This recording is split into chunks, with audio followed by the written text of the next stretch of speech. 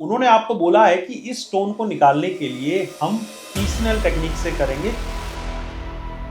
कमर के रास्ते से एक या 2 सेंटीमीटर का कट लगाते हैं, जहां से हमारा पेशाब निकलता है उसी रास्ते से ही हम एक पतली सी दूरबीन को लेकर जाते हैं। तो बहुत सारे मेडिकल कॉलेजेस में अभी भी ऐसा है कि इसके बारे में पूरी जानकारी या हैंड्स ऑन एक्सपीरियंसेस नहीं दिए जाते।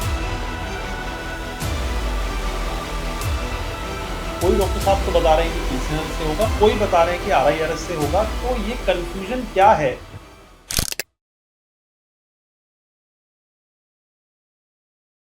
क्या आपको भी 15 mm का किडनी स्टोन हो गया है और आप एक डॉक्टर साहब के पास गए हैं, उन्होंने आपको बोला है कि इस स्टोन को निकालने के लिए हम पीसनल टेक्निक से करेंगे, कमर से कट लगाएंगे और वहीं से इस पत्थर को तोड़कर निकालेंगे।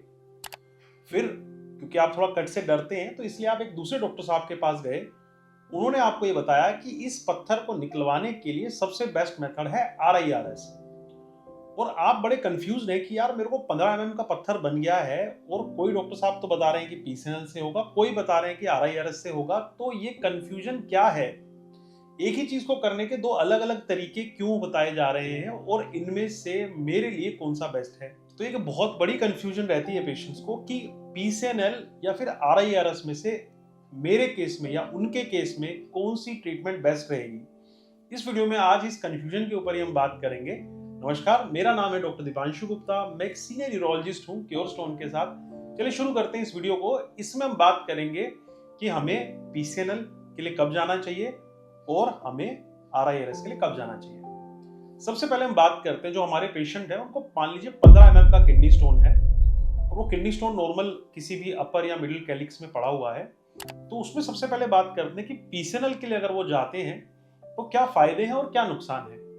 देखिए, पीसीएनएल आप जानते ही होंगे, इसमें हम कमर के रास्ते से एक या 2 सेंटीमीटर का कट लगाते हैं और उस कट को लगाने के बाद एक रास्ता बनाया जाता है आपकी त्वचा मतलब स्किन से लेके आपकी किडनी तक। उसमें एक ट्यूब को डाला जाता है जो कि आपकी चमड़ी से आपकी किडनी के स्टोन तक पहुंचेगी।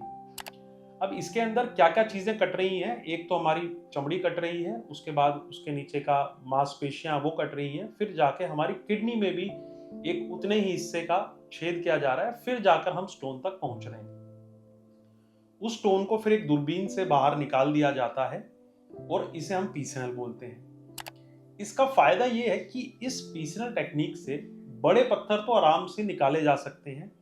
काफी क्विक प्रोसीजर होता है, जल्दी किया जा सकता है। अगर एक्सपीरियंस हैंड में किया जाए तो उससे जल्दी से पत्थर को निकाला जा सकता है। अगर स्टोन का बल्क ज्यादा है तो हम पीसीएनएल से उसको निकाल सकते हैं।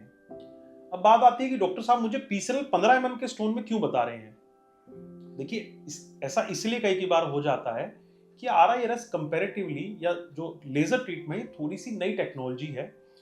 ये यूजुअली अभी मेडिकल कॉलेज में धीरे धीरे इसको सिखाया जा रहा है क्योंकि ये टेक्नोलॉजी थोड़ी नई आई है। इसको ट्रेडिशनल मेथड ऑफ टीचिंग में आने में थोड़ा समय लगता है। तो बहुत सारे मेडिकल कॉलेजेस में अभी भी ऐसा है कि इसके बारे में पूरी जानकारी या हैंड्स ऑन एक्सपीरियंसेस नहीं दिए जाते हैं। तो इसमें कई बार ऐसा होता है कि अगर डॉक्टर साहब काफी सालों से 15 mm के स्टोन्स के लिए पीसीएनएल कर रहे हैं तो हो सकता है वो आरआईआरएस उसके लिए ना कर रहे हो, तो इसलिए वो आपको पीसीएनएल बता रहे हैं क्योंकि वो एक पुराना टेक्नोलॉजी से करते जा रहे हैं, तो इसलिए आपको भी वही बताई जा रही है। तो अभी बताइए डॉक्टर साहब पीसीएनएल के नुकसान क्या होते हैं। पीसीएनएल देखिए वैसे तो टाइम टेस्टेड चीज है, ठीक है, एक्सपीरियंस हैंड्स में इसके रिजल्ट्स बहुत अच्छे होते हैं।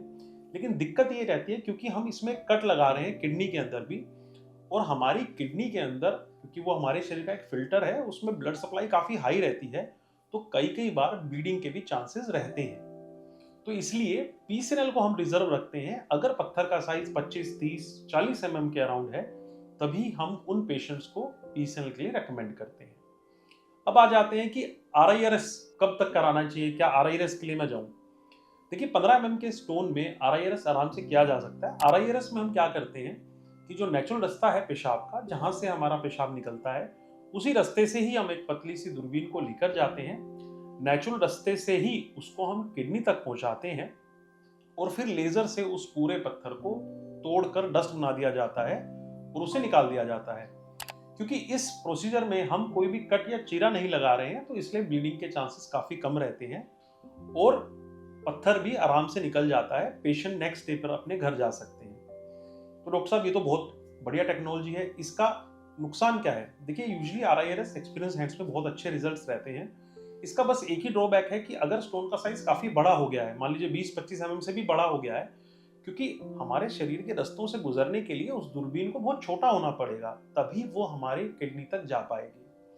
तो ये तो एडवांटेज हो गया कि वो पतली दूरबीन है, तो इसलिए हमारी किडनी तक चली जा रही है। लेकिन डिसएडवांटेज ये है कि अगर पत्थर का साइज ज़्यादा बड़ा है तो उस दूरबीन के लिए वो ज़्यादा बड़ा हो जाता है। तो इस RIRS को हम 20 से लेके 22-25 mm तक के स्टोन ही निकाल सकते हैं। उससे बड़े स्टोन को या तो 2 सिटिंग में करना पड़ता है या उसके लिए पीसिंग करना पड़ता है। तो मैं उम्मीद करता हूँ कि आप इस कंफ्यूजन से बाहर आए होंगे कि मुझे क्या चीज़ में जाना चाहिए। डॉक्टर साहब जो चीज़ आपके लिए बता रहे हैं वो हो सकता है उनके अपने एक्सपीरियंस के हिसाब से हो। आपको ये देखना है कि गाइडलाइंस क्या बोल रही हैं, आपको ये देखना है कि आपके सिनेरियो में क्या चीज़ बेस्ट बैठती है। तो अगर आपको भी कोई कंफ्यूजन है किडनी स्टोन ट्रीटमेंट को लेकर, तो आप नीचे लिखे हुए नंबर पे हमसे बात कर सकते हैं। ऐसी और किडनी स्टोन्स की वीडियो के लिए मेरे YouTube चैनल को सब्सक्राइब करें, हमें फॉलो करें इंस्टाग्राम पे द क्योर स्टोन के साथ। धन्यवाद।